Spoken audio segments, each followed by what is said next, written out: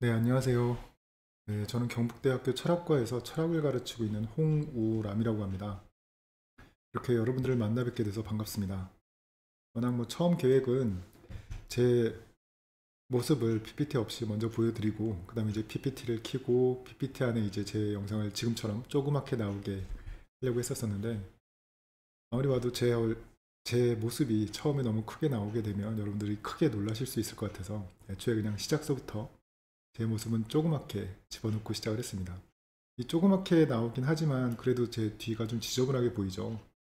뭔가 좀 깨끗한 화면으로 보여드렸으면 더 좋을 텐데 제 연구실이 그렇게 깨끗하지가 않아서 제 뒷모습 뒷부분이 조금 지저분하게 나오더라도 여러분들께서 너그럽게 이해를 해주셨으면 좋겠습니다.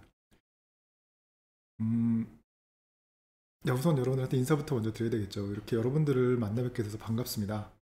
오프라인에서 직접 얼굴을 마주하고 강연을 했다면 더욱 즐거웠을 텐데 그런 아쉬움이 있긴 하지만 이렇게 온라인으로라도 여러분들에게 인사할 수 있는 기회가 주어져서 대단히 즐겁습니다. 이 강의에서 저는 인간 사회가 올바로 유지되고 발전하기 위해서 사회의 구성원들이 함께 추구해야 할 가장 핵심적인 도리라고 할 수 있는 정의에 대해서 이야기하려고 이 자리에 나왔습니다. 죄송합니다. 자, 그런데 막상 정의에 대해서 이야기를 하기 위해서 준비를 하다 보니까 도대체 어디에서부터 이야기를 시작하는 게 좋을지 고민스러웠습니다. 일반적으로 어떤 주제에 대해서 이야기를 할 때 저는 그 주제의 핵심 개념이 지니는 그 의미를 설명하는 것에서부터 시작을 하곤 합니다. 지금 제가 이야기하려고 하는 주제에서 핵심 개념은 바로 당연히 정의겠죠. 근데 문제는 이미 대부분의 사람들이 이 개념을 어느 정도 이해하고 있다는 거죠. 실제로 살아가면서 우리는 이 정의라는 말을 아주 많이 사용하고 있고요. 주위 사람들을 통해서 혹은 TV나 영화 혹은 책 등등을 통해서 수도 없이 정의라는 말을 듣고 있습니다. 너도나도 정의로운 사회를 만들어야 한다고 이야기하죠. 그리고 정의롭지 못한 행위나 또 제도에 대해서 비판도 하고요. 이건 도대체 뭘 의미할까요? 우리는 대부분, 여러분들을 포함해서 우리는 대부분 이미 정의라는 게 뭔지 어느 정도 이해하고 있다는 걸 의미하겠죠. 그다음에 이제 저는 고민스러울 수밖에 없습니다. 다들 이미 이해하고 있는 이 정의에 대해서, 여러분들께서 이미 이해하고 있는 이 정의에 대해서 저는 과연 어떤 이야기를 해야 되는 걸까요? 하지만 좀 생각을 해보면 정의라는 말을 어느 정도 이해하고 있다고 해서 우리가 정의에 대해서 아무런 궁금함도 갖고 있지 않은 건 아닙니다. 오히려 우리는 정의에 대해서 많은 궁금함을 갖고 있죠. 근데 아마도 그 궁금함이 그 정의라는 단어의 일반적인 혹은 사전적인 그 뜻에 대한 건 아닐 겁니다. 우리가 일반적으로 이해하고 있는 정의라는 단어의 뜻은 각자에게 각자의 몫이라는 말로 요약될 수 있습니다. 즉, 정의란 사람들이 각자 받아야 할 마땅한 몫을 주거나 받는 것, 이런 뜻으로 이해될 수 있죠. 하지만 사람들이 궁금해하는 건 이 정의라는 단어에 대한 이런 막연한 뜻이 아니라 그 구체적인 의미일 겁니다. 정의가 사람들이 각자 받아야 할 마땅한 몫을 주거나 혹은 받는 것이라면 사람들이 각자 받아야 할 마땅한 몫이란 도대체 무엇인지, 그리고 그런 마땅한 몫은 어떻게 결정되어야 하는지 궁금해하는 거죠. 우리나라처럼 이 정의로운 사회에 대한 사회 구성원들의 합의가 제대로 이루어지지 않은 채로 급격히 경제 성장을 이루고 또 거대하고 복잡하게 된 사회에서는 정의가 도대체 무엇인지, 더 구체적으로는 이 정의를 어떻게 실현 혹은 구현해야 하는지에 대한 궁금함이 더 클 수밖에 없습니다. 실제로 그런 정의에 대한 우리나라 사람들의 뿌리 깊은 관심을 직접적으로 자극하면서 몇 년 전에 우리나라에 일종의 신드롬을 일으켰던 책이 있었죠. 바로 마이클 샌델의 책 정의란 무엇인가입니다. 이 강연을 듣고 계신 여러분들은 모두 이 책을 읽어보셨나요? 여러분들과 마찬가지로 이 정의에 대해서 의문을 품고 있던 수많은 우리나라 사람들이 선택했었던 책 정의란 무엇인가라는 책은 과연 어떤 내용을 담고 있을까요? 그리고 과연 이 책은 정의에 대한 사람들의 진지한 궁금증을 해소해 줄 수 있었을까요? 먼저 우리는 이 유명한 책이 어떤 내용을 담고 있는지 살펴볼까 합니다. 그럼 여러분들이 잘 아시는, 그리고 여러분들 모두 읽으셨으리라고 저는 기대하고 있는데요. 그 마이클 샌델의 책 정의란 무엇인가 도입부에 나오는 이야기에서 시작을 해볼까 합니다. 여러분들도 기억을 떠올려 보시기 바랍니다. 2004년 멕시코만에서는 강력한 허리케인 찰리가 생겨났습니다. 그리고 허리케인 찰리는 미국 플로리다를 죄송합니다. 이 미국 플로리다를 휩쓸고 지나갔죠. 그 결과 이 플로리다에서는 22명이 목숨을 잃었고요. 110억 원 상당의 재산 피해가 발생했다고 합니다. 끔찍한 일이었죠. 하지만 이 플로리다 주민들의 고통은 태풍이 지나간 뒤에도 여전히 이어졌습니다. 태풍 뒤에 찾아온 약탈자들 때문이었죠. 짧은 동영상을 하나 볼까요?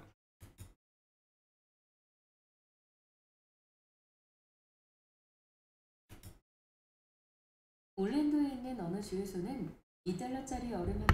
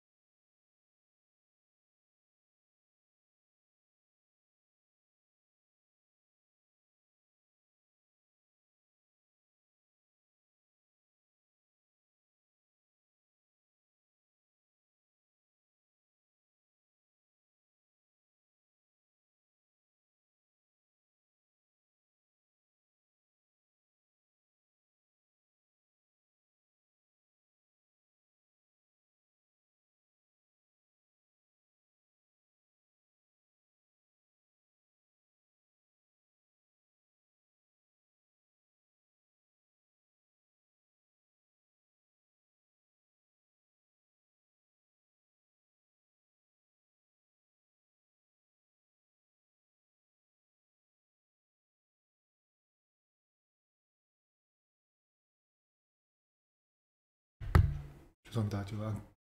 마이크를 안 켜놓고 이야기한 것 같죠? 이 당시 플로리다 주 법무장관은 이 찰리 크리스트라는 사람이었습니다. 나중에 플로리다 주지사를 지내기도 한 인물이죠. 2004년 당시 법무장관이었던 그는 이 태풍 뒤에 찾아온 약탈자들을 강하게 비판했습니다.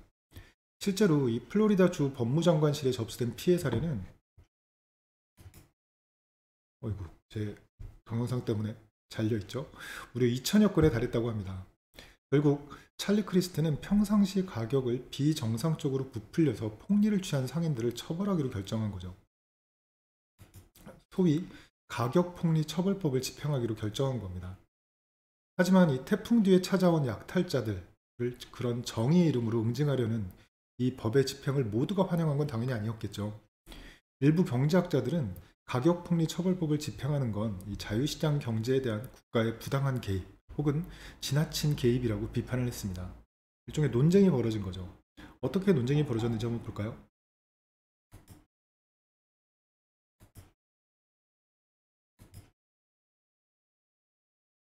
토마스 소웰은 가격풍이란 표현이 경제학적으로는 무의미한 표현이라고 말했습니다.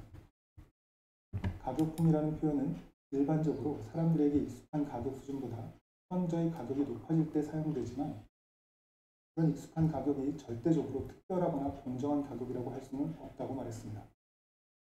제프적 포비는 시장이 감내할 수 있는 가격을 매기는 것은 폭리가 아니다. 탐욕스럽거나 뻔뻔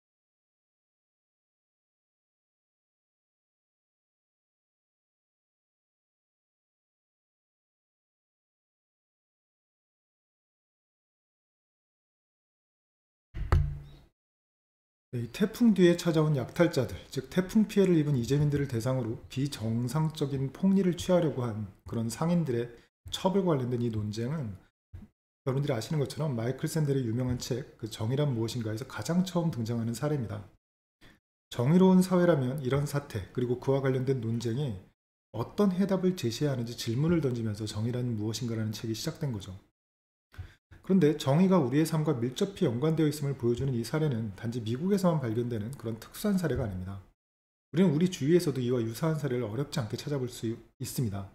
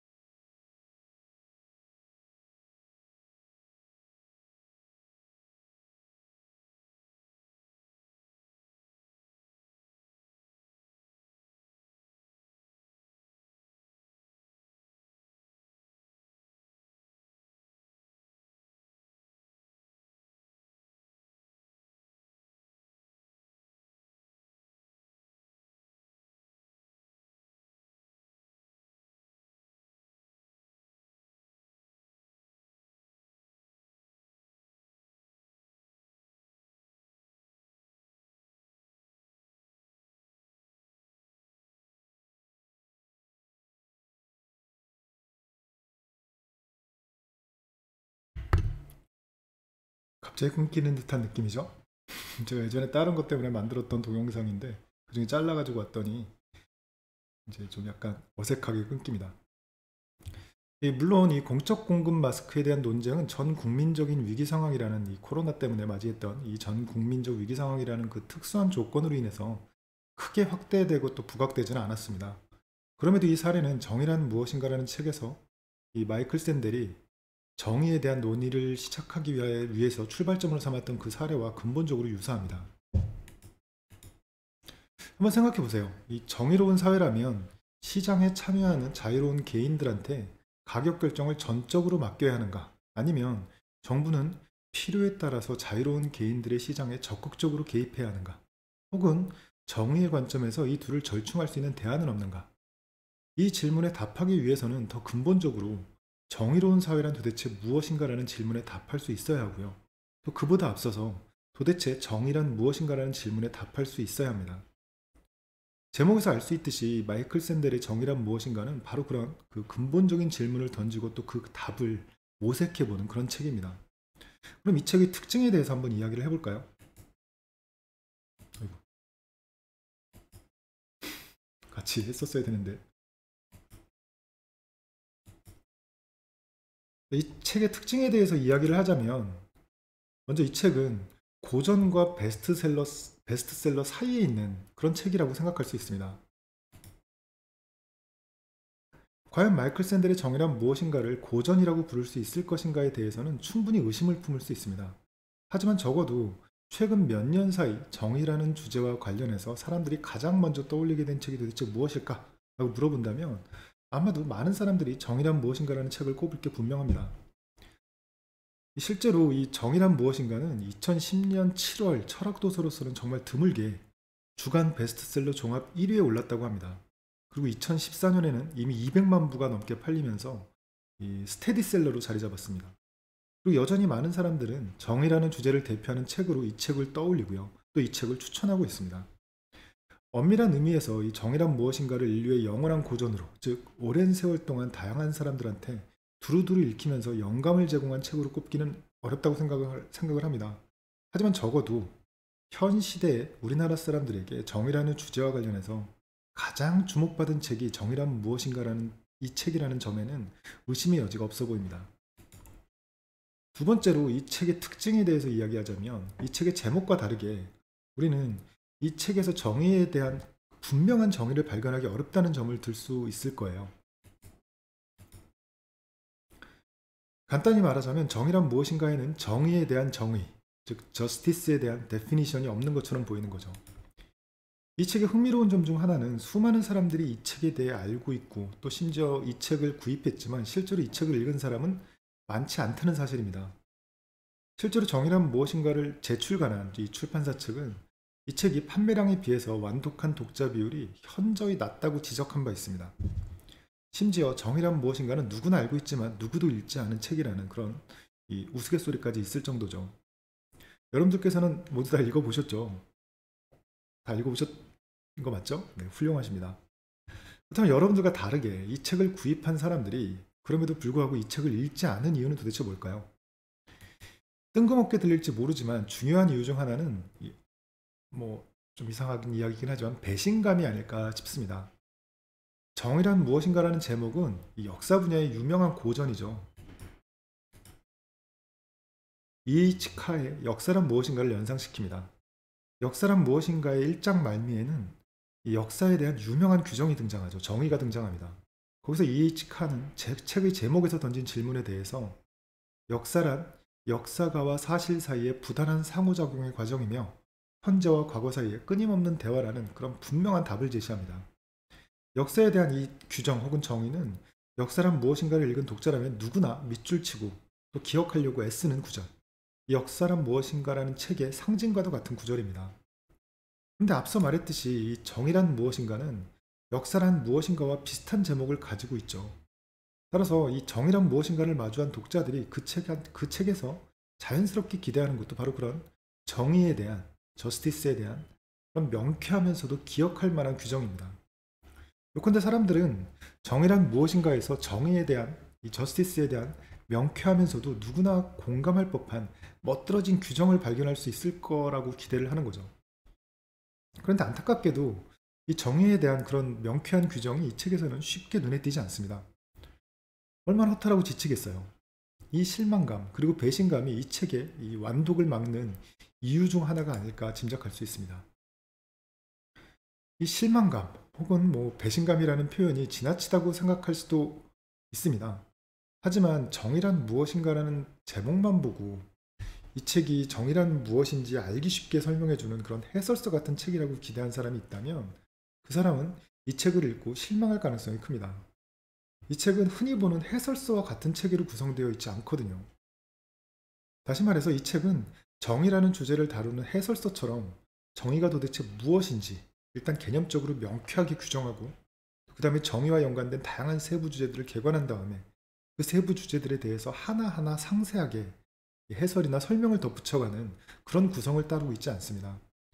이 책의 구성에 대해서 실망하지 않고 이 책을 끝까지 읽어내기 위해서는 이 책이 전형적인 해설서가 아니라 이 토론식 강의에 바탕을 둔 강의록으로 작성되었다는 점을 기억해야 합니다. 아마도 이 점이 이 책의 세 번째 특징이 아닐까 합니다.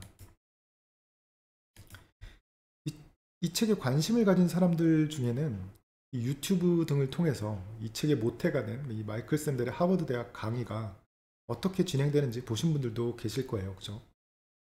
샌델의 강의는 흥미로운 사례를 제시하고 그리고 수강생들한테 의견을 묻고요.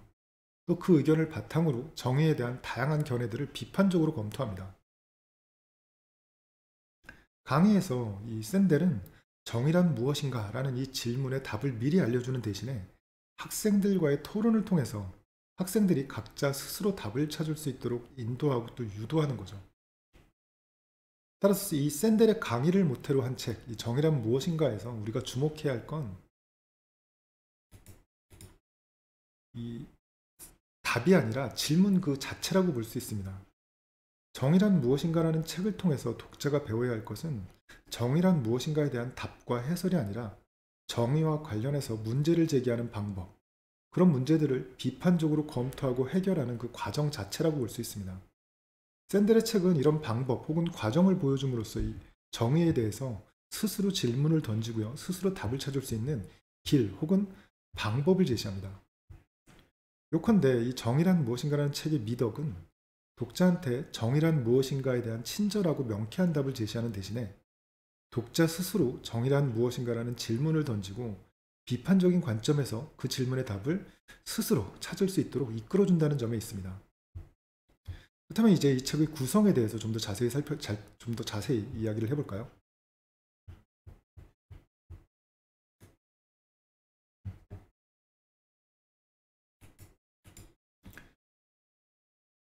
이것도 또 글자가 잘렸죠? 이 책의 구성이라고 아마 되어 있을 겁니다. 이 책이 정의와 관련된 문제를 제기하고 또 그에 대해서 다양한 답들을 검토하고 있기는 하지만, 그렇다고 해서 이 책이 다양한 정의관들의 장단점을 단순히 중립적인 관점에서 나열하기만 하고 있다고 생각한다면 그건 오해입니다. 보셔도 아시겠지만 이 저자인 샌델은 독자 스스로 정의란 무엇인지 답을 찾을 수 있도록 인도하는 동시에 자기 자신은 어떻게 답을 찾게 되었는지, 그리고 자신이 찾은 답은 무엇인지 소개를 하죠.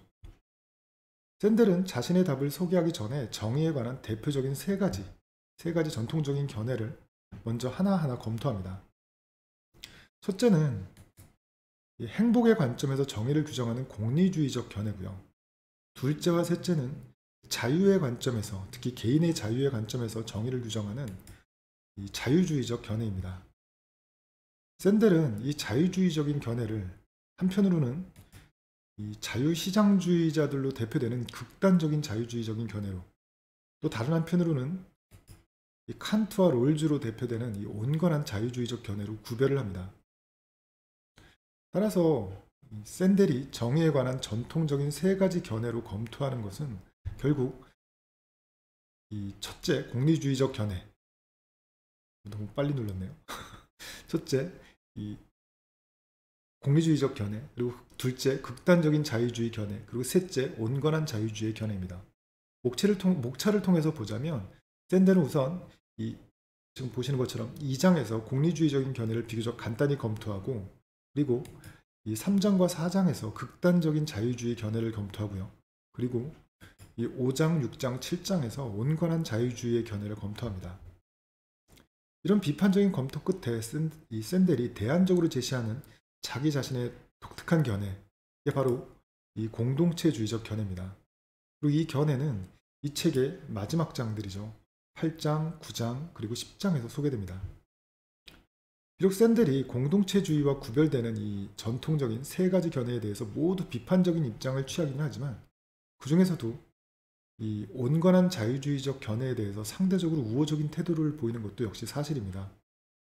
이건 칸트에서 롤즈로 이어져서 발전한 이 온건한 자유주의적 견해를 검토하는데 샌델이 무려 3개의 장, 5장, 6장, 7장 3개의 장을 할애했다는 점에서도 쉽게 확인하실 수 있죠.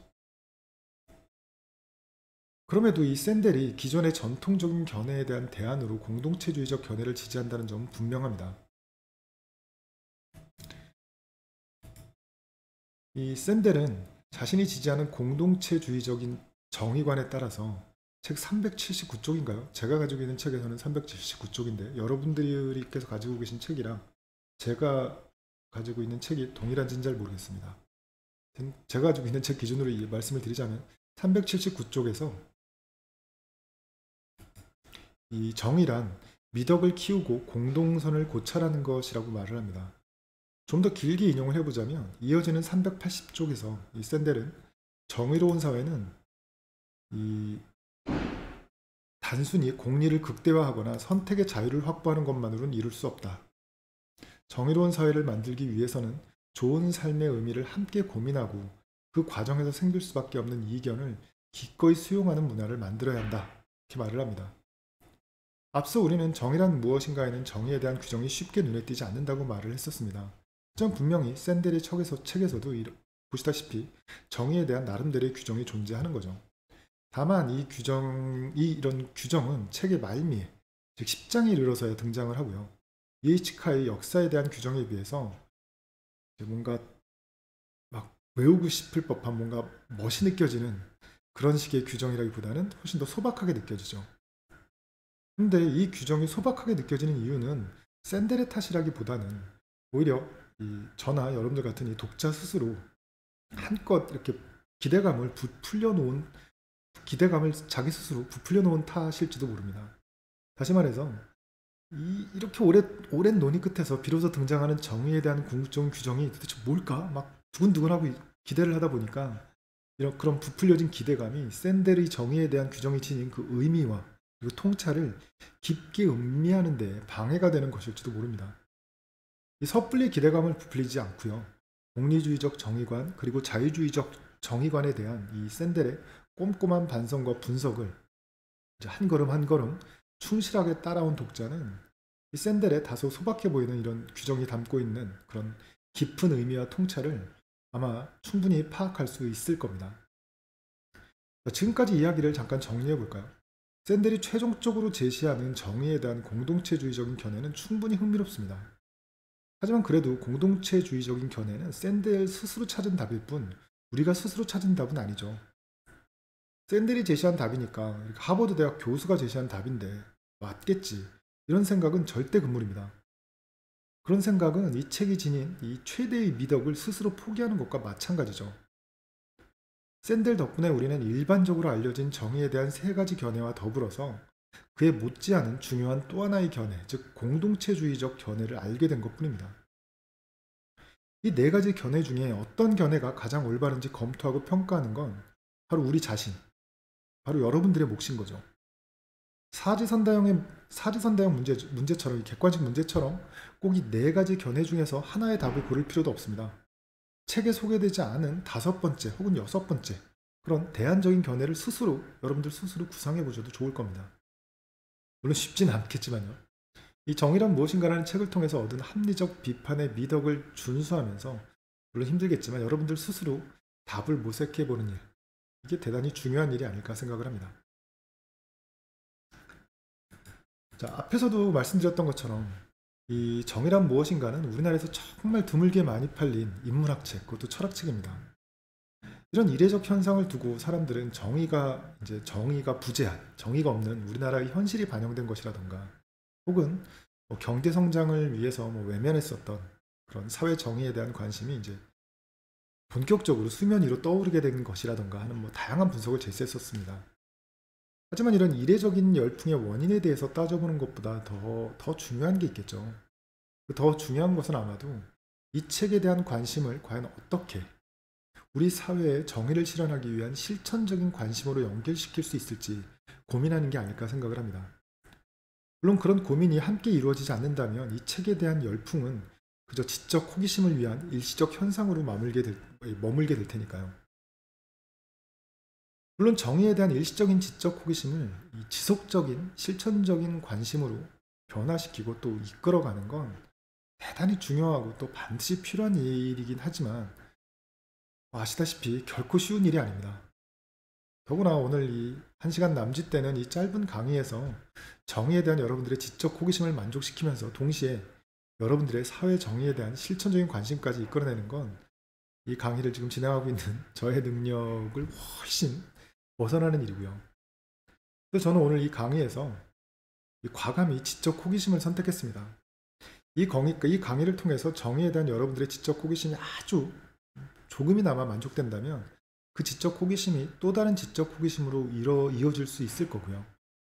또 그렇게 되면 이 정의에 대한 실천적인 관심으로 나아갈 수 있는 그런 동력을 이어나가실 수 있지 않을까 감히 기대하기 때문입니다.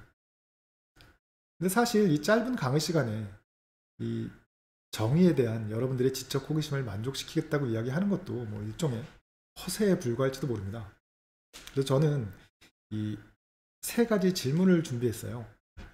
이 3가지 질문에 대해서 하나하나 이야기하면서 오늘 강의를 진행하려고 합니다.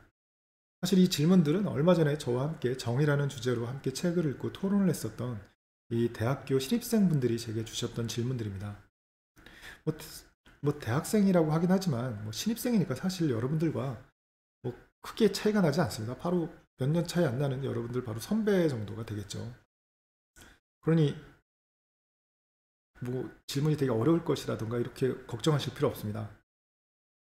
여러분들과 크게 다르지 않은 그런 학생들의 질문이니까요. 사실 토론을 하면서 제기됐었던 질문들은 여러 가지가 있었습니다. 그럴 수밖에 없었겠죠.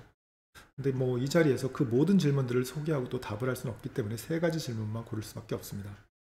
또 한 가지 더 덧붙이자면 그 3가지 질문 중에서 첫 번째 질문이 조금 더 이론적인 질문이고 그래서 조금 더 제가 길게 이야기를 할 거고요.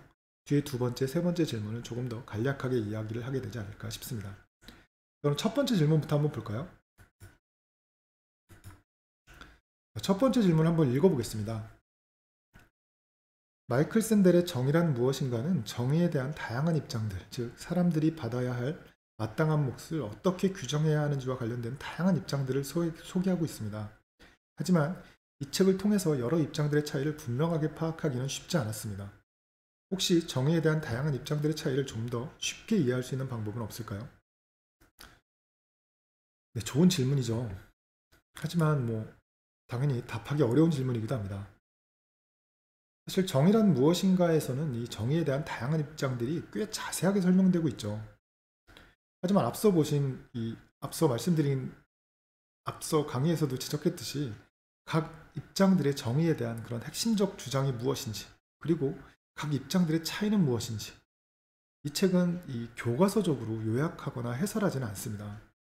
그러다 보니까 이 정의에 대한 철학적 논의에 익숙하지 않은 사람들은 뭔지 모를 갑갑함이나 불편함, 혹은 왠지 모를 조바심이나 찜찜함 이런 것들을 갖게 됩니다.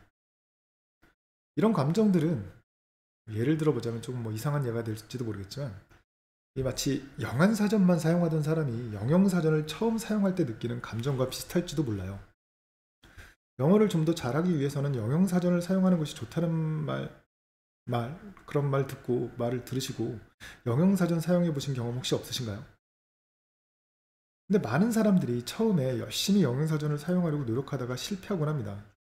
바로 그 갑갑함, 불편함, 찜찜함 등을 이겨내지 못하기 때문이죠.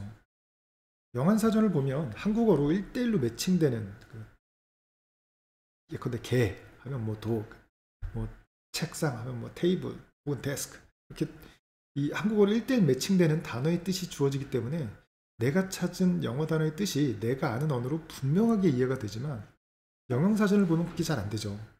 영영사전을 볼 때는 모르는 영어 단어의 뜻을 내가 아는 한글 단어와 매칭시키지 않은 채로 그 단어의 뜻을 순전히 개념적으로 파악해야 됩니다. 그러다 보니까 영영사전을 찾아봐도 이 모르는 단어의 뜻이 분명하게 이해되지 않은 것 같은, 뭔가 모를 이 불편한 느낌 혹은 찜찜한 느낌이 남는 거죠. 그래서 결국 많은 사람들이 얼마 못 가서 포기하곤 합니다. 바로 제가 그랬습니다. 여러분들 어떠신지 모르겠네요. 정의란 무엇인가에서도 정의에 대한 여러 입장들이 몇 가지 단어들로 분명하게 요약돼서 제시되지 않습니다. 다양한 사례들과 관련해서 각 입장들이 어떤 식으로 자신의 의견을 드러내는지 하나하나 보여줄 뿐이죠. 독자는 특정 사례들에 대해서 각 입장들이 어떻게 자신의 의견을 제시하는지를 이제 보면서 각 입장들의 특징과 차이를 스스로 파악해야 합니다. 이 과정이 불편하고 또 갑갑하게 느껴질 수도 있지만, 이 영영사전을 꾸준히 사용하면 영어 단어에 대한 풍부한 이해를 키워갈 수 있듯이 정의에 대한 다양한 입장들에 대해서 이런 과정을 잘 견뎌내신다면 이 정의에 대한 다양한 입장들에 대해서 풍부한 이해를 갖추실 수 있을 겁니다. 사실 시험을 보기 위해서 혹은 누군가한테 잘난 척하기 위해서 정의란 무엇인가를 읽는 게 아니라면, 우린 그런 불편함이나 찜찜함 혹은 갑갑함 등을 이제 이겨낼 필요가 있겠죠. 그런 감정들을 이겨내고 스스로 내용을 분석해서 이해하려는 그런 이 노력을 계속해서 반복하고 되풀이하다 보면 단순히 정의에 대한 이해만 높일 수 있는 게 아니라 어떤 주제에 대해서건 이해할 수 있는 그런 사고력, 요즘 흔히들 하는 말로 소위 이제 생각하는 근육이라는 말씀 들어보셨는지 모르겠지만, 이 생각하는 근육을 키울 수가 있습니다. 생각하는 훈련이 된다는 말이 되겠죠. 하지만 이렇게 스스로 생각하는 노력과 더불어서 아무래도 정의와 관련된 다양한 입장들의 그 특징과 차이를 파악할 때 길잡이가 될 수 있는 대략적인 지도죠. 이 지도를 미리 머릿속에 담아두고 있다면 각각의 사례들과 더불어서 다양한 입장들을 더 풍부하게 이해하는 데 도움을 얻을 수도 있을 겁니다. 아마도 이 첫째 질문은 그런 정의를 풍부하게 이해하기 위한 길잡이 역할을 할 수 있는 그런 지도에 대한 질문이 아닐까 합니다.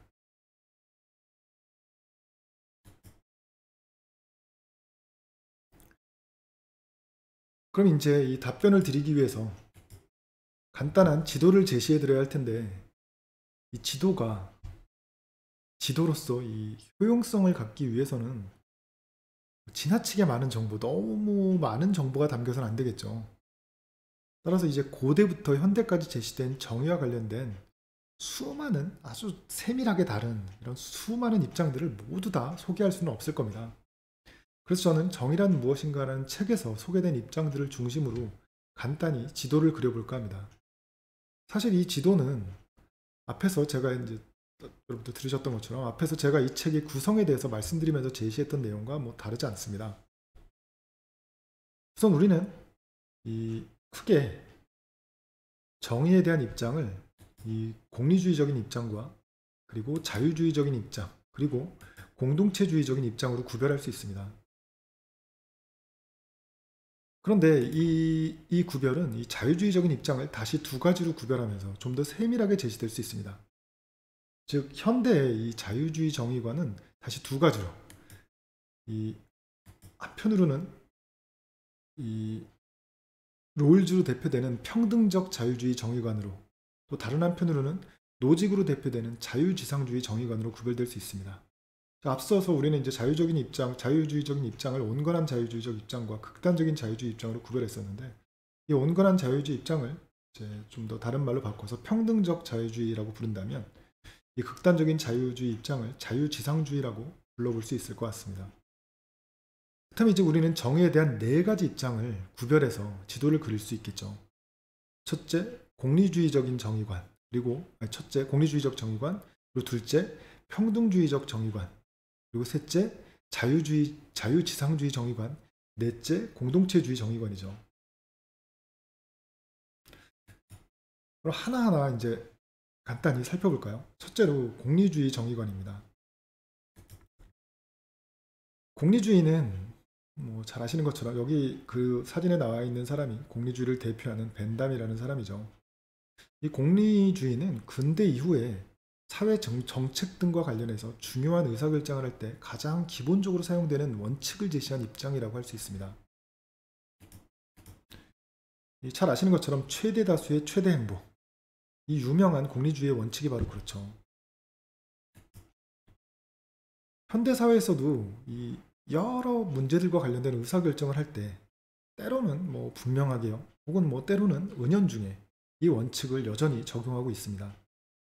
사회는 여러 사람들이 모여서 사는 그런 공동체이기 때문에 우리는 특정 개인이나 혹은 뭐 집단의 행복을 특정 개인이나 특정 집단의 행복을 위한 결정을 내리는 것보다 가능한 한 우리 사회 전체에 공동체 전체에 가장 큰 행복을 가져다 줄 수 있도록 그렇게 결정을 내리는 것이 올바르다고 생각을 합니다. 공리주의는 어떻게 보면 그런 건 바로 우리한테 직관적인 상식이죠. 그죠? 공리주의는 바로 그런 우리의 직관적인 상식, 즉 이 공동체에서는 사적인 이익보다 공공의 이익을 우선시해야 한다는 우리의 상식과 아주 잘 부합합니다. 죄송합니다. 이 점이 바로 지금까지도 우리가 정의로운 결정을 내릴 때 반드시 고려해야 할 여러 가지 입장 중에 하나로 공리주의를 이야기하는 아마 이유이겠죠. 사실 이 공리주의는 근대 서구 유럽에서 자유주의의 그런 새바람이 한창 불타오르고 있을 때 등장했습니다. 아마 여러분들께서도 이런저런 수업 시간에 들어보셨는지도 모르겠어요. 이 자유주의는 이 영국 명예혁명, 뭐 미국 독립혁명, 프랑스 대혁명 등의 그런 이른바 시민혁명과 함께 폭발적으로 퍼져나간 사상입니다. 물론 유럽을 중심으로 해서 이제 퍼져나간 거죠. 왕족의 신성하고 또 고유한 통치권을 옹호했던 그런 군주제를 거부하고요. 이 부르주아로 대표되는 시민의 자유와 권리를 옹호한 사상이었죠. 근대 서구 유럽에서 등장한 이런 고전적인 형태의 자유주의는 흔히 최소국가라는 이념으로 표현되곤 합니다. 이 자유주의 이념에 따르면 국가는 국방과 외교에 치중하면서 기본적인 사회 질서를 유지하는 그런 최소한의 역할만 수행해야 하고요. 개인한테는 최대한의 자유와 권리를 보장해야 한다는 거죠. 이 고전적인 자유주의에서 절대적 가치를 지니는 건 바로 개인의 자유와 권리이기 때문입니다. 그러니 국가는 최소한의 역할만 해야 된다는 최소국가의 이념이 곧 개인의 자유와 권리를 최대한으로 보장해야 된다는 이념의 또 다른 이름인 거죠. 공리주의는 이렇게 극단적인 형태의 자유주의가 대세를 이루던 시절에 등장을 했습니다. 너도나도 개인의 자유와 권리를 외치던 시절에 공리주의는 공공의 이익을 도모하는 데 있어서 고전적인 이런 극단적인 형태의 고전적인 자유주의가 한계가 있다는 사실을 지적한 거죠. 그런 애초에 공리주의는 이 고전적 자유주의에 반대를 하면서 등장한 셈이죠.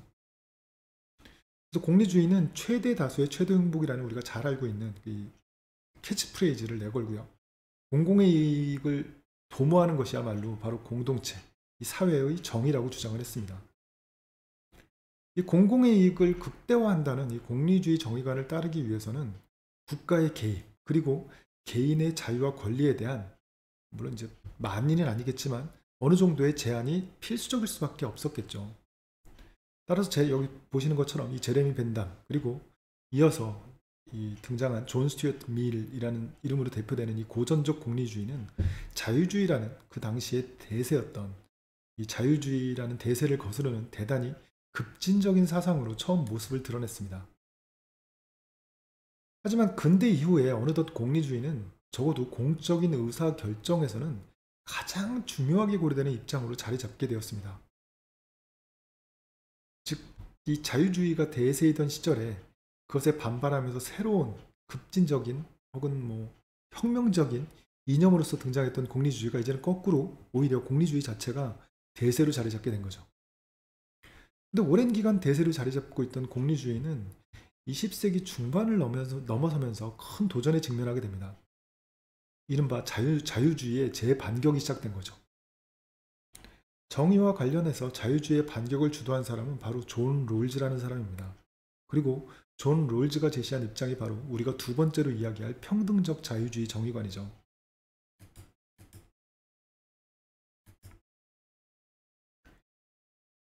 이 롤즈의 평등적 자유주의 정의관은 공리주의에 대한 비판에서 출발을 합니다. 흥미롭죠? 자유주의에 대해서 비판하면서 공리주의가 대세로 자리 잡게 됐는데, 그렇게 말이 꼬이죠. 자유주의가 대세이던 시절에 그런 자유주의에 대해서 비판을 하면서 공리주의가 등장하게 됐고, 그러다가 다시 이제 공리주의가 대세로 자리 잡게 됐는데, 거꾸로 이제는 공리주의가 대세로 잡고 있던 시절에 자유주의적인 반격이, 자유주의자들의 반격이 시작된 겁니다. 좀 전에 말씀드린 것처럼 이 롤즈의 평등적인 자유주의 정의관은 공리주의에 대한 비판에서 출발을 합니다. 무엇보다 롤즈는 최대 다수의 최대 행복, 즉 공공의 이익을 극대화한다는 이 공리주의의 근본 원칙을 비판합니다. 롤즈에 따르면 공공의 이익의 극대화를 궁극적인 목표로 삼는 공리주의는 바로 그 목표로 인해서 사회 내 극히 불평등한 분배를 허용할 수 있습니다. 대표적인 예를 하나 들어보자면 그 예가 바로 이 노예제도라고 볼 수 있습니다. 간단히 말해서 노예제를 허용함으로써 사회 전체의 이익을 극대화할 수 있다면 공리주의는 노예제도도 허용할 수 있다는 거죠. 이처럼 롤즈는 공리주의가 공공의 이익을 극대화한다는 명분으로 어떤 개인이나 소수 집단에게 극단적인 손해를 감수하도록 요구할 수 있다고 비판합니다. 롤즈는 여기서 자유주의의 근본 원리를 받아들이고 있다고 볼 수 있습니다. 개인의 자유와 권리는 그 무엇보다도 중요하기 때문에 그 어떤 목표나 명분도 개인의 자유와 권리를 억압하고 개인에게 손해를 감수하도록 요구할 수 없다고 주장을 하는 거죠. 당연히 공리주의의 목표나 명분도 마찬가지고요. 죄송합니다. 권하야죠. 혹시나 또 전화 올지도 몰라서. 좀 전에 말씀드린 것처럼 당연히 공리주의의 목표, 즉 최대 다수의 최대 행복이라는 목표라도 이 최대 다수의 이익을 보장하기 위해서 그 소수가 아무리 작은 소수라고 할지라도 그 공리주의적인 목표 혹은 그 명분을 위해서 소수한테 그 소수의 개인들의 자유와 권리를 희생하도록 요구를 하는 건 올바르지 못한, 나아가서는 정의롭지 못한 정의관이라는 게 롤즈의 비판인 거죠. 그 무엇보다도 우리가 지켜야 할 가장 궁극적인 가치는 자유주의자로서 이 롤즈에 따르면 공공의 이익을 최대화하는 것이 아니라 개인의 자유와 권리를 보장하는 것이라고 이 자유주의적인 입장을 롤즈가 다시 강력하게 부활시키고 있는 거죠. 하지만 여기서 주의할 점이 있습니다. 그렇다고 해서 롤즈가 다시 이 공리주의가 극복하고자 했던 고전적인 자유주의로 다시 돌아가자고 주장하는 건 아닙니다. 롤즈는 개인의 자유와 권리를 무엇보다 중요시해야 한다는 고전적인 자유주의 입장을 받아들이긴 하지만 앞서 말씀드렸던 고전적 자유주의의 가장 대표적인 이념이라고 볼 수 있는 최소국가라는 이념까지 받아들이진 않습니다. 오히려 롤즈는 최소국가라는 고전적인 자유주의 이념이 사회의 불평등을 초래할 수 있다고 비판을 합니다. 즉 공리주의를 비판하는 동시에 공리주의가 비판하고자 했었던 고전적 자유주의도 역시 함께 비판을 하는 거죠. 최소국가의 이념에 따르면 이 사회의 한정된 재화, 언제나 재화는 한정되어 있죠. 이 최소국가의 이념에 따르면, 고전적 자유주의의 최소국가의 이념에 따르면 사회의 한정된 재화를 분배하는 데 있어서 국가의 개입은 불필요할 뿐만 아니라 부당한 거였죠. 그러니 재화의 분배는 오직 국가의 개입 없이 자유로운 개인들 사이의 자연스러운 거래와 경쟁을 통해서 해결하는 것이 올바르다고 주장을 합니다. 다시 말해서 이 사회 내의 재화의 분배는 국가가 아니라 자연에, 그 자연 자체에 맡겨야 한다는 것이 바로 고전적 자유주의의 정의관이죠. 그리고 여러분들 잘 아시는, 들어보셨을 이 아담 스미스의 보이지 않는 손, 이런 것들도 이 맥락에서 이해할 수가 있습니다. 그런데 롤즈는 바로 그 자연에 의해서 차별받은 사람들이 존재한다는 점에 주목합니다. 즉 고전적인 자유주의에 따르면 국가의 부당한 개입 없이 자연적인 흐름에 의해서, 아담 스미스식으로 표현하자면 보이지 않는 손에 의해서 자연스럽게 재화 내의 분배가 경쟁과 거래를 통해서 이루어져야 되는데, 이 롤즈가 주목한 점은 뭔가 하면 바로 그 자연스럽다라고 이야기할 때 그 자연스러움 속에서 이 어쩔 수 없이 차별받는 사람들이 존재한다라고 주장을 하는 겁니다. 예컨대 누군가는 태어날 때부터 부자인가 하면 누군가는 태어날 때부터 가난하죠. 누군가는 태어날 때부터 머리가 좋은가 하면 누군가는 태어날 때부터 머리가 나쁩니다. 누군가는 또 태어날 때부터 건강한가 하면 누군가는 태어날 때부터 허약하고요. 자연적으로 내가 어떻게 태어나는지는 일종의 운입니다. 운. 그런데 우리는 바로 이 자연적인 운에 의해서 개인들 간의 경쟁에서 뒤처질 수 있게 되죠. 당연히 머리가 좋은 사람이 머리가 나쁜 사람보다 적어도 공부와 관련된 이 지능이 사용되는 경우에 있어서는 더 유리하겠죠. 또 육체적인 무언가를 필요로 하는 일에 있어서는 육체적으로 뛰어난 사람이 육체적으로 모자란 사람보다 더 뛰어날 거고요. 즉 이 자연적인 운에 의해서 개인들 간의 경쟁에 차이가 생길 수 있다는 걸 지적하고 있는 겁니다. 이 경쟁에서 뒤처진 사람은 자신의 자유와 권리를 누리는 데 필요한 재화를 제한적으로 소유할 수밖에 없게 되겠죠. 그러니 당연히 자신의 자유와 권리를 제대로 누리지 못할 겁니다. 간단히 말해서 이 고전적 자유주의를 무턱대고 따르게 된다면 누군가는 그런 자연적인 운을 타고나지 못해서 자신의 자유와 권리를 제대로 누리지 못하는 일을 겪을 수 있게 됩니다. 그렇다면 어떻게 해야 될까요? 이 롤즈는 사회적 재화의 분배를 자연적인 운, 타고난 운에 맡겨두는 사회는 정의로운 사회가 아니라고 말합니다. 오히려 자연에 의해서 차별당한 사람, 즉 자연적인 운이 부족한 사람한테 적절히 보상을 해주는 사회야말로 바로 정의로운 사회라는 거죠. 그러니 당연히 롤즈는 최소 국가라는 고전적 자유주의 이념을 부정하고요. 오히려 국가의 개입, 그리고 그렇게 개입한 국가의 역할을 강조합니다.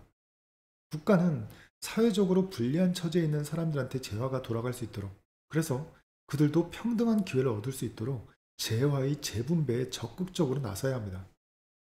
이런 점에서 이 롤즈의 자유주의 정의관은 고전적인 자유주의에 대해서 평등의 관점에 따라 수정을 가한 정의관, 일종의 수정 자유주의 정의관이라고 할 수 있습니다. 그래서 우리는 이 이름을 평등적 자유주의라고 부른 거고요.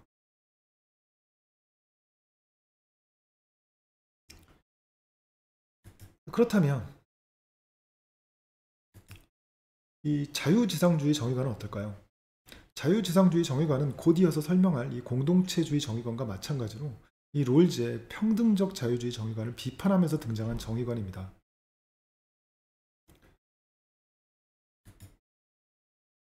롤즈의 평등적 자유주의 정의관이 공리주의에 반대하면서 등장했던 것과 어떻게 마찬가지죠. 우리 계속해서 반복해서 보고 있죠. 그죠? 처음에 고전적 자유주의에 대해서 반대하면서 공리주의가 등장했고요. 이 공리주의가 다시 대세로 자리 잡게 되자 이 공리주의를 비판하면서 이 새로운 자연주의, 자유주의죠. 새로운 자유주의, 평등적 자유주의가 등장하게 된 거고요. 이 이제 자유지상주의 정의관은 바로 그런 평등적 자유주의 정의관에 반대를 하면서 등장하게 되는 겁니다. 자유지상주의 정의관이나 공동체주의 정의관이나 모두 롤즈의 정의관을 비판하지만 둘 중에서 먼저 나선 건 이제 자유지상주의 정의관이라고 할 수 있습니다.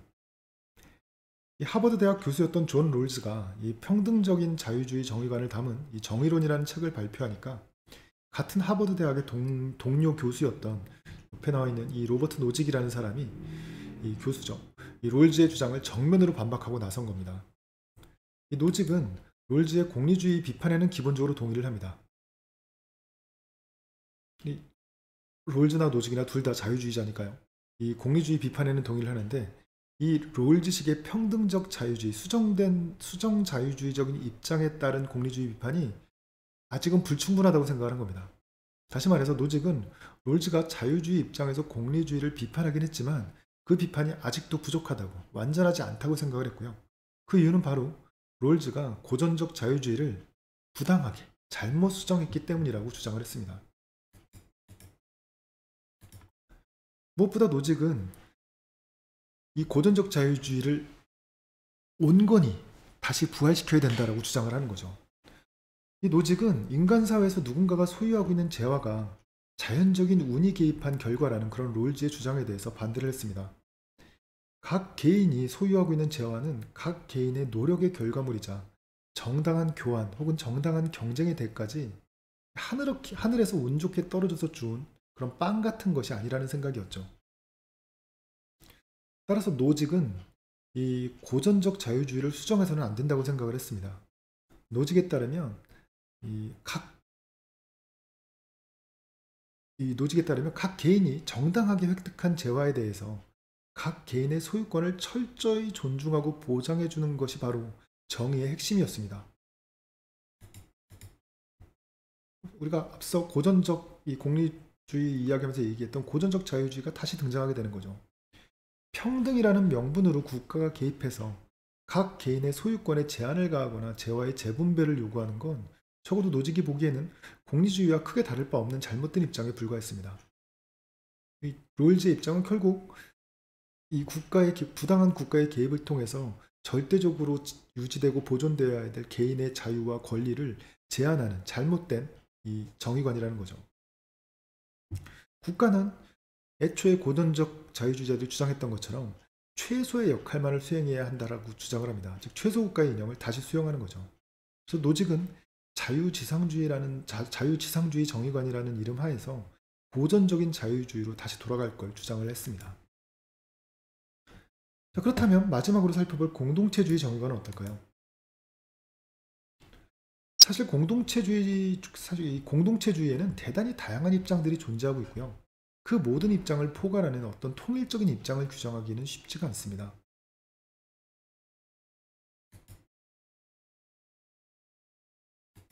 이런 점에서 이 아담 스위프트 같은 학자는 공동체주의가 여러 가지 입장들이 뒤섞여 있는 일종의 잡탕과 같은 정의관이라고, 잡탕과 같은 이념이라고 말하기도 합니다. 그래서 저는 공동체주의에 대한 이야기를 이 정의란 무엇인가의 저자인 이 마이클 샌델의 경우에 한정해서 말씀드릴까 합니다. 샌델은 이 롤즈나 노직보다 조금 후세대이긴 하지만 그들과 마찬가지로 하버드 대학 교수죠. 샌델은 이 노직과 마찬가지로 이 롤즈의 평등적 자유주의 정의관을 비판하면서 이제 주목받기 시작을 했습니다. 하지만 샌델이 롤즈를 비판한 지점은 노직과는 전혀 달랐습니다. 오히려 샌델은 롤즈의 공리주의 비판뿐만 아니라 롤즈의 고전적 자유주의 비판까지도 적극적으로 수용을 했습니다. 즉 샌델은 고전적 자유주의 혹은 노직의 자유지상주의를 거부하면서 동시에 롤즈의 평등적 자유주의도 거부한 거죠. 즉 전면적으로 자유주의 자체를 거부한 겁니다. 즉 공리주의가 대세이던 시절에 이 고전적 자유주의를 극복하고 공리주의가 등장해서 공리주의가 대세가 된 시절에 어떤 점에서 보자면 롤즈와 노직은 모두 다 자유주의의 입장에서 공리주의를 극복하고자 한 거죠. 하지만 이 샌델 같은 공동체주의자는 이 둘의 자유주의적인 공리주의를 극복하기 위한 자유주의적 대안이 그 자체로 올바르지 못하다고 생각을 한 거죠. 전혀 자유주의와는 다른 관점에서 공리주의를 극복하고자 시도를 합니다.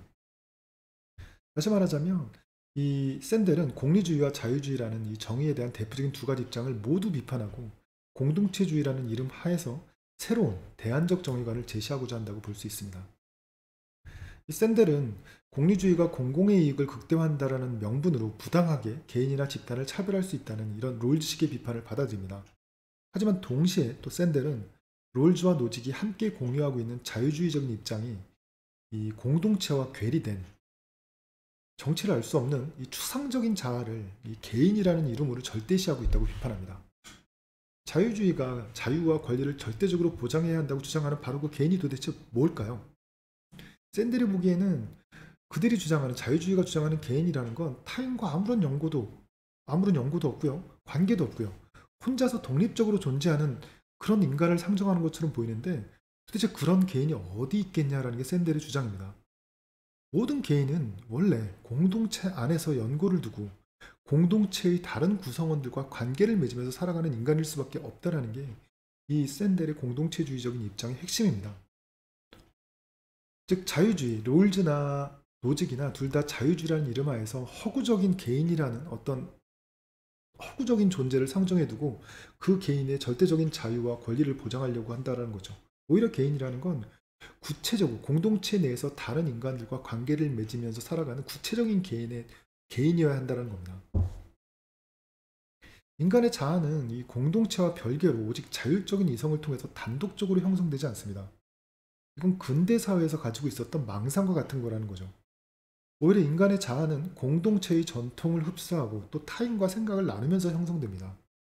따라서 정의로운 사회를 이루고자 할 때 가장 중요한 건 바로 그 사회라는 공동체의 구성원들이 서로 공유하고 있는 공동체로서 공유하고 있는 전통 그리고 공동선 그 미덕 같은 거죠. 무엇이 정의로운지 판단하기 위해서는 판단하기 위해서 무엇보다 먼저 고려해야 할 건 최대 다수의 최대 행복을 추구하라는 공리주의적 원칙도 아니고요. 사회적 약자에게 가장 도움이 되는 방식으로 불평등을 허용하라는 롤즈의 원칙도 아닙니다. 샌델에 따르면 이런 원칙들은 결과에만 주목한 원칙들일 뿐인 거죠. 이런 원칙들은 모두 사회 내에서 정의로운 결과를 이루어내려고 하지만 그 결과를 이뤄내기 위한 과정 자체에는 주목하지 않습니다. 샌델에 따르면 공동체는 정의로운 사회가 무엇인지 미리 함께 논의하고 합의를 도출해야 하고요. 이런 합의를 통해서 정의로운 결정을 내리고 함께 또 연대하면서 정의로운 사회를 일으켜야 합니다. 이런 공동체의 논의와 합의 그리고 연대에서 가장 중요한 역할을 하는 게 바로 그 공동체가 전통적으로 공유해온 미덕이라는 거죠. 간단히 말해서 이 샌델의 공동체주의는 공리주의 정의관이나 자유주의 정의관과 같은 기존의 정의관들이 전제하고 있던 이 개인주의 모델을 거부합니다. 공리주의는 이익 혹은 행복의 총량을 계산하면서 그리고 자유주의는 자유와 권리의 궁극적인 주체를 상정하면서 공동체와 괴리된 추상적인 어떤 개인을 상정합니다. 하지만 실제 우리 사회의 개개인은 여러분들이나 저 같은 개개인은 공동체 내에서 서로 공동선과 미덕을 공유하면서 서로 연대하고 살아가는 존재들이라는 거죠. 적어도 어떤 공동선과 미덕을 공유하는지 안 하는지가 불분명하다고 하더라도 그런 공동선을 공유하려는 노력들이 존재하죠, 사실. 물론 샌델이 제시하는 공동체주의적인 정의관은 공리주의나 그런 자유주의 정의관처럼 분명하지 않습니다. 그래서 누군가 물어볼 수 있겠죠. 공동체의 공동선과 미덕이 중요하다는 걸 알겠는데 그래서 어떻게 하자는 거야? 이런 질문에 대해서 이 샌델은 뚜렷한 원칙이나 답을 제시하지는 않습니다. 그럼에도 이 공동체주의적인 정의관은 결과로서의 정의에 앞서서 과정으로서의 정의에 주목할 필요가 있다는 중요한 통찰을 제시합니다. 이런 점에서 이 공동체주의 정의관도 충분히 주목해 볼 가치가 있죠. 아무래도 이 다양한 정의관에 대해서 소개해 드리려다 보니까 앞서 말씀드렸던 것처럼 첫 번째 질문에 대한 이야기는 좀 길어졌죠. 정의에 대한 네 가지 주요 입장들이 어떤 특징을 가지고 있고 또 서로 어떻게 구별되는지 조금은 이해하셨나요? 부디 여러분들께서 다양한 정의관에 대한 대략적인 지도를 그려내실 수 있으셨기를 바랍니다. 그럼 다음 질문으로 넘어가야겠죠. 다음 질문들은 좀 더 간단히 답변할 수 있는 질문들로 골랐습니다. 이 두 번째 질문부터 볼까요? 두 번째 질문을 읽어보겠습니다. 정의에 대한 다양한 입장들이 존재하는데 그럼 정의로운 사회를 만들기 위해서 우리는 어떤 입장을 따라야 하는 건가요? 도대체 어떤 입장이 맞는 건가요? 제가 좀 전에 간단히 답변할 수 있는 질문을 골랐다고 말씀드렸죠. 근데 사실대로 말씀드리자면 이 질문은 결코 간단히 답변할 수 없는 질문입니다. 첫 번째 질문도 어려운 질문이라고 말씀을 드렸었죠. 그만큼 시간도 오래 걸렸고요. 하지만 그래도 첫 번째 질문은 정리를 잘해서 설명드릴 수 있는 질문, 시간만 많다면 얼마든지 더 길게 그리고 더 자세히 답변 드릴 수 있는 질문입니다. 하지만 두 번째 질문은 그렇지 않죠. 두 번째 질문은 평가를 해야 되기 때문입니다. 평가를 하기 위해서는 이 기준이 있어야 되겠죠.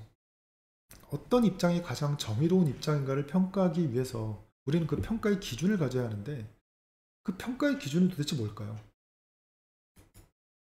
가장 정의로운 입장을 결정하기 위한 기준이라면 정의를 평가의 기준으로 삼으면 되지 않느냐 이렇게 말씀하실 수도 있겠지만 우리가 이야기한 입장들이 바로 그 정의에 대한 입장들입니다.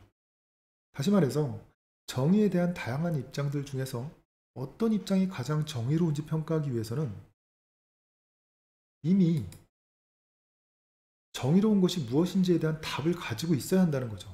그런데 그런 답을 이미 가지고 있다면 우리는 다양한 입장들 중에 어떤 입장이 진정으로 정의로운지 물을 필요도 없었겠죠. 그러니 어려운 질문입니다. 그렇다면 정의가 아닌 다른 기준을 택해서 평가하면 되지 않느냐 이렇게 말씀하실 수도 있겠죠. 그런데 굳이 롤즈의 말을 인용해서 말씀드리자면 앞서 말씀드렸던 이 롤즈의 책 정의론 제1장 제1절 처음 시작 부분은 이 사상체계의 제일 덕목을 진리라고 한다면 정의는 사회제도의 제일 덕목이다 라는 이 유명한 말로 시작됩니다. 정의는 우리 사회를 유지하고 발전시키기 위해서 가장 중요한 도리 제1의 덕목입니다. 이 제1의 도리이자 덕목을 다른 무엇으로 평가할 수 있을까요? 그러니 역시 어려운 질문일 수밖에 없겠죠. 이런 원론적인 어려움을 제쳐두더라도 어떤 입장이 가장 정의로운지 판단하는 일은 어려운 일입니다. 특히 특정 사안과 관련해서 각 입장을 실제로 적용할 때를 생각해보면 알 수 있죠. 어떤 입장을 택해서 가장 정의로운 결정을 내린다 하더라도 그 결정으로 인해 손해를 감수해야 하는 개인이나 집단이 존재하기 마련입니다. 어떤 입장에 따른 정의로운 결정으로 인해서 지금 당장 손해를 감수해야 할 그런 개인 혹은 집단한테 그 입장이 가장 정의로운 입장이라고 설득하는 일이 과연 쉬울까요? 어려울 수밖에 없겠죠. 사회 공동체의 모든 구성원들이 단 한 명도 빠짐없이 기꺼이 따를 수 있는 정의의 원칙, 나아가 이제 일체 예외 없이 모든 특수한 사안들과 관련해서 가장 정의로운 선택을 인도할 수 있는 그런 정의의 원칙을 정하는 일은 정말 어려운 일일 수밖에 없겠죠. 근데 이런 어려운 상황에도 불구하고 역설적으로 제가 두 번째 질문을 간단히 답하겠다고 말씀드린 이유는 바로 이렇게 두 번째 질문이 답하기 대단히 어려운 질문이기 때문입니다. 전 답변 드리기 어렵겠는데요? 라는 게 제 답변이죠. 그런데 기껏 정의에 대한 다양한 입장들을 소개해놓고 그 중에 어떤 입장이 가장 정의로운지에 대해서는 답하기 어렵다고 얼버무리는 건 사실 무책임하죠. 하지만 제가 드리고 싶은 말씀은 그만큼 어려우니까 이쯤에서 그만하자. 그러니까 딴 질문으로 넘어가겠다. 이런 게 아닙니다. 오히려 그만큼 어려우니까 더욱 열심히 고민해야 한다는 게 제가 드리고 싶은 말씀입니다. 절대적으로 정의로운 사회로 인도할 수 있는 입장이 어떤 것인지 우리는 아직 결정하기 어려운 게 사실이죠. 하지만 그렇다고 포기할 수는 없습니다. 롤즈의 말대로 정의는 사회 제도의 제일 덕목이니까요. 다양한 입장들 중에 무엇이 가장 정의로운지 판단하기 어렵다는 사실은 정의로운 결정을 포기하라는 걸 의미하는 게 아닙니다. 오히려 정의롭기 위해서는 그만큼 더 깊게 그리고 그만큼 더 넓게 고민해서 결정하라는 걸 의미하겠죠. 그래도 이렇게 답변을 하는 건 아무래도 아쉬우니까 또 무책임해 보일 수 있으니까 조심스럽게 한 가지 제안을 하자면 여러분들 스스로 생각하는 그 정의로움은 무엇인지 한번 고민해 보시는 건 어떨까요? 앞으로 정의롭게 살아가기 위해서 나는 어떤 입장을 따르는 게 좋을지 스스로 정해보시는 겁니다. 근데 이때 기억하셔야 될 두 가지 원칙이 있습니다. 첫째 원칙은 합리성이죠. 이 합리성이란 이유와 근거를 따져 묻는 걸 말합니다.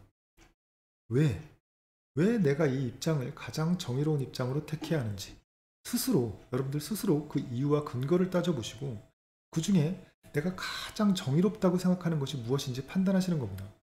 우린 이미 그 과정의 대표적인 예를 살펴봤죠. 바로 정의란 무엇인가라는 책입니다.